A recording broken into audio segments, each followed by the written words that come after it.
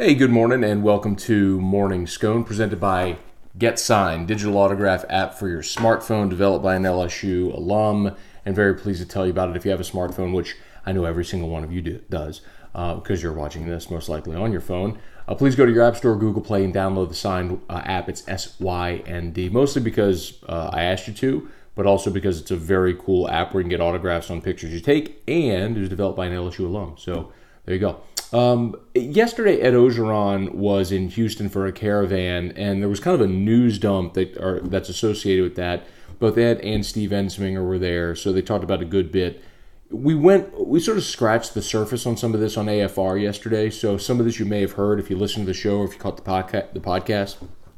But I'd like to go a little deeper dive here now that I've had a chance to sort of digest all of what Ed had to say yesterday in Houston. So maybe three things primarily, but let me save the quarterbacks and the offense for last, because that's obviously the most pressing. I want to take the most time on that. One is Ed said he thinks Austin Deculus will be the starting right tackle. Now, maybe he was playing to the crowd in Houston. Deculus is from Texas, but it's probably a good bet. And I was asked for Gridiron Now to write a piece, number one reason for optimism in 2018 and the number one cause for concern in 2018. And my reason for optimism was the old adage, if football is won and lost in the trenches, then LSU could be really good. Because defensively, obviously, Ed Orgeron is defensive line coach, and he's fortified that group. Rashard Lawrence should be up for all the national awards. Braden Fehoko is eligible, and he's going to be a starter, and they're excited about him. You've got Ed Alexander at nose. Tyler Shelvin really made some hay. And maybe even if only gives you 12, 15 snaps a game, if he becomes a run stuffer in big spots, he fortifies the interior of that line. Kayvon Chasson, Trevez Moore, Andre Anthony coming off the edge. They all look so good in the spring game. I think LSU's defensive line is really good. The offensive line in the spring game seemed like it was a concern for some people, but keep in mind, Sadiq Charles wasn't there, and Deculus didn't play either. And those are probably your two starting tackles. And the other part of it is you don't know who's going to play center. Cushenberry and Cole Smith both struggled a little bit with the snaps and false starts and cadence and different things like that. I wouldn't be surprised if you see Damian Lewis and or Garrett Brumfield get a look at center sometime in fall camp. But as of yesterday, Orgeron talked about Deculus playing right tackle and starting at right tackle, which I was told last year is where they like him. They think Deculus is a tackle, and that makes a lot of sense. Because if it weren't Deculus, he'd probably battle a guy like Badara Traore, who struggled at left tackle in the spring game, who might kick over to right, or a guy like Adrian McGee, who's been around the program for a while and has played a good bit. But if Deculus is that guy, then it wouldn't be surprising to see him kick and play right, and I think that could be a real strength for LSU in 2018. Another sort of newsy item, Grant Delpit at Orgeron said he expects him to be full speed for summer workouts coming off the broken collarbone, so that's great news. He was your fourth leading tackler last year as a true freshman, so having Grant Delpit healthy and ready to go for summer is really, really good news. And the other sort of newsy item was Terrence Alexander, the cornerback from Stanford, the grad transfer cornerback. He might not be on campus for the start of summer workouts. And they're going to count on him to be a really impactful guy. Obviously, we've talked so much about the numbers at corner with 4 scholarship cornerbacks eligible. Obviously, you can't count Christian Fulton right now. And one of those is a converted wide receiver in Manny Netherly. So they need Terrence Alexander to come in and play and be an impact guy right away. So I think the thought is, not having him there in the summer hurt you. I'm not so sure on that. I mean, certainly he'll have to learn defensive concepts, but he can already start watching film and getting into a playbook. And secondly, he wouldn't miss any of fall camp. It's just that he would miss some of summer workouts because of Stanford's spring semester. If you're a Saints fan, you might remember this happened with Andrews Pete. When he was drafted, he couldn't join the Saints until that semester ended, so he missed a lot of rookie camp and OTAs. He was the last guy to show up, and so it took him a while during his rookie training camp and at the beginning of the season to really get back into game-playing shape and kind of get his sea legs under him. So maybe some of that with Terrence Alexander as he joins LSU, but I'll give you the example of Rashard Robinson, and it's not. And this does happen from time to time.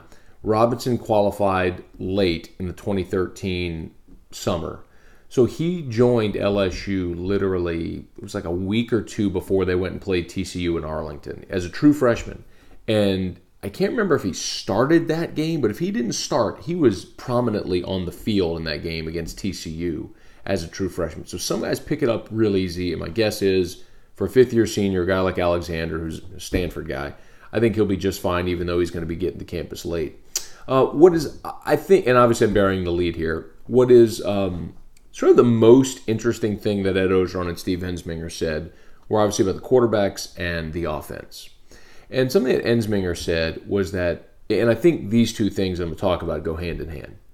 One of the things that Ensminger said is that he wants, they're installing more RPOs, run pass option, and they're going to run half or more, 50% or more of the offense out of the shotgun and the no huddle. And I love that, by the way. I think that's exactly what you need to do. That is college football in 2018. Teams don't huddle. Teams go tempo. They go pace. I mean, if you remember a few years back at SEC Media Days, it was Nick Saban talking about the safety of players because things were going so fast. And then, excuse me, this speaker just started, because things were going so fast. And then lo and behold, what happens? Now Nick Saban hires Lane Kiffin and Steve Sarkisian and then Brian Daboll, and they're running tempo and no huddle and hurry up. And it maybe not exclusively, but it's certainly part of what they do because it has to be a part of what you do in the college game today. So, and in part, not only because that's just the concepts that work against defenses today that give offensive advantages, but that's what high school kids grow up running today. So when you get high school kids onto your campus, you're running things that are like their native language. You're speaking their native language when you're running hurry up, no huddle, and you're running those concepts. So yes, absolutely that's what LSU should be doing. I fully 100% am behind that. Have no huddle, have spread concepts, run some tempo, RPOs, all for it, yes. My question there, and another reason Ensminger said that was because he said, look, we don't have the big physical back, and our strength is our receivers. So we can't just line up in power I formations and run downhill. So I think that's great self-awareness, to understand where your strengths are and try to utilize them. The issue that could arise is what's happening with the quarterbacks. Now, I know, stop me, right? I mean, LSU and quarterback issues. But I said this on the show yesterday. I'm going to say it again here because I want to be on the record talking about this wherever anyone will give me the opportunity to talk about it. If you're going to run no huddle, tempo, RPOs, spread concepts, a lot of timing, rhythm, routes. Like, think about what you see, and I'm not saying LSU is going to be Texas Tech, but those offenses that run those spread concepts, it's essentially what Miles Brennan did at St. Stanislaus. You have to develop timing. You have to develop rhythm. You have to develop continuity with your receivers and your quarterback. Because if you're going to look at the first play of the spring game, the very first play of the spring game, Justin McMillan got the start, and they ran a screen to Jonathan Giles, and McMillan overthrew him. Like, those are the type of plays that if you're going to run that offense, it's all about efficiency. Like, you've got to complete 70% of your passes. Think Baker Mayfield at Oklahoma, where you snap, you know where you're going with the football, you get rid of it, you make an accurate throw, and you're moving the chains. The passing game is an extension of the running game, you hear people say from time to time, and that's accurate. But you've got to be effective and efficient and accurate within that offense. And I guess my point with all of it is you got to know who your quarterback is. Because it would be different if Ensminger were if this were the year that Danny Etling was a senior and you were inheriting fifth-year senior who had been in the offense, who even in 2016 ran some of what Ensminger had called, and they were familiar with each other and their strengths.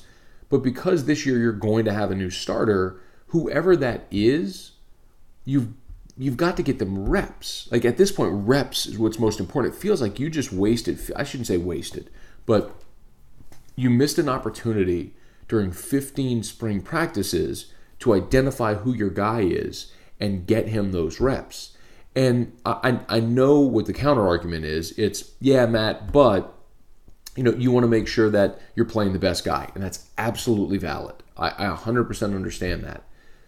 But I think it's also naive at this point if you say that LSU and Ed Orgeron, they're not slow playing the quarterback decision because they're trying to keep all three guys on campus.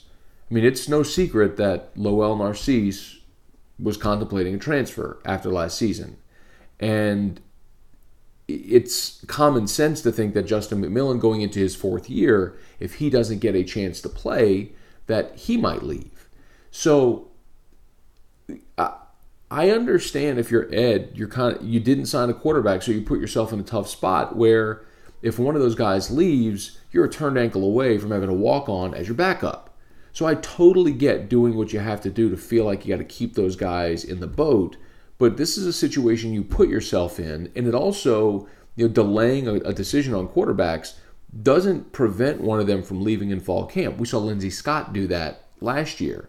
They got into fall camp. They were a couple of weeks in. He recognized he wasn't going to get an opportunity, so he went to East Mississippi Community College, won a national championship, and now he's at Missouri.